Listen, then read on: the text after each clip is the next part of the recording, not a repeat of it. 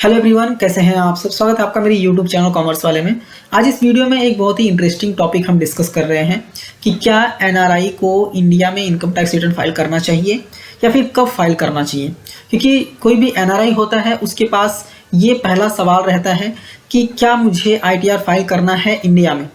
और अगर वो किसी से भी पूछता है तो कॉमन आंसर एक उसको सुनने को मिलता है कि अगर आपकी बेसिक एग्जम्पशन लिमिट से कम इनकम है इंडिया वाली तो आप आईटीआर फाइल नहीं करेंगे तो चलेगा, कोई दिक्कत नहीं है। बट क्या सिर्फ यही फैक्टर है जो एनआरआई को देखना चाहिए? तो ये सवाल बहुत ही इंपॉर्टेंट है।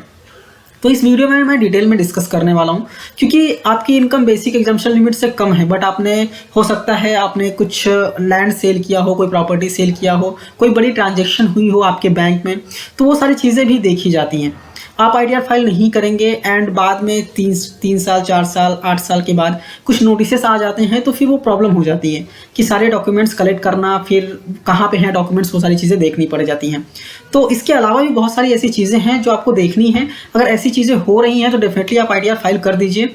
मेरा तो सजेशन ये रहता है कि अगर आपकी नील भी इनकम है, कुछ भी इनकम नहीं है इंडिया में, फिर भी नील आईटीआर फाइल कर दीजिए, चलता है, कोई दिक्कत नहीं है। ठीक है, एक स्मॉल अमाउंट आपको पे करना पड़ता है बेसिकली अगर आप सीए से करवाते हैं, किसी भी टैक्स कंसल्टेंट से करवाते हैं।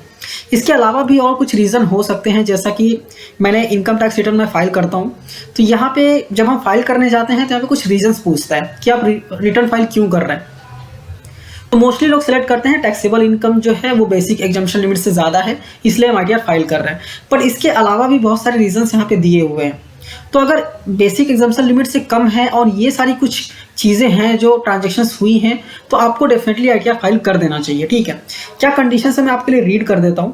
पहला है कि आपने कुछ अमाउंट डिपॉजिट किया है, एग्रीगेट अमाउंट डिपॉजिट किया है 1 करोड़ से ज़्यादा, एक या फिर उससे ज़्यादा करंट अकाउंट में ड्यूरिंग द प्रीवियस ईयर, या फिर आपने कुछ एक्सपेंसेस या फिर कुछ खर्चे किए हैं एग्रीगेट मतलब total during the financial year आपने टोटल मिला के खर्चे जो किए हैं वो 2 लाख से ज़्यादा होता है फॉरेन ट्रैवलिंग आपके लिए या फिर किसी और पर्सन के लिए अगर आपने खर्चा कर दिया है।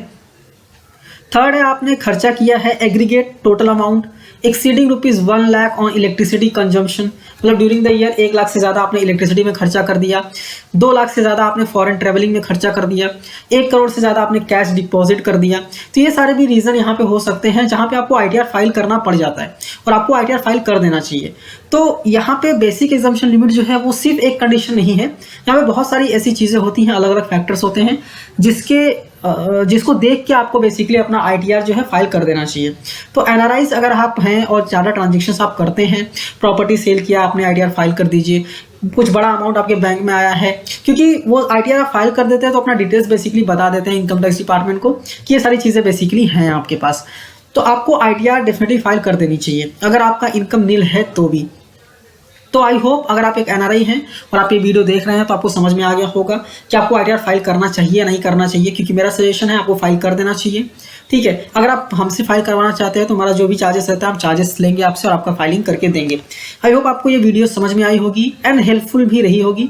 एंड वीडियो अच्छी लगी है तो लाइक कीजिए, अपने दोस्तों के साथ भी शेयर कीजिए और ऐसे ही वीडियोज़ देखने के लिए चैनल को सब्सक्राइब करना मत भूलिए। थैंक यू फॉर वॉचिंग, मिलते हैं नेक्स्ट वीडियो में। All the best.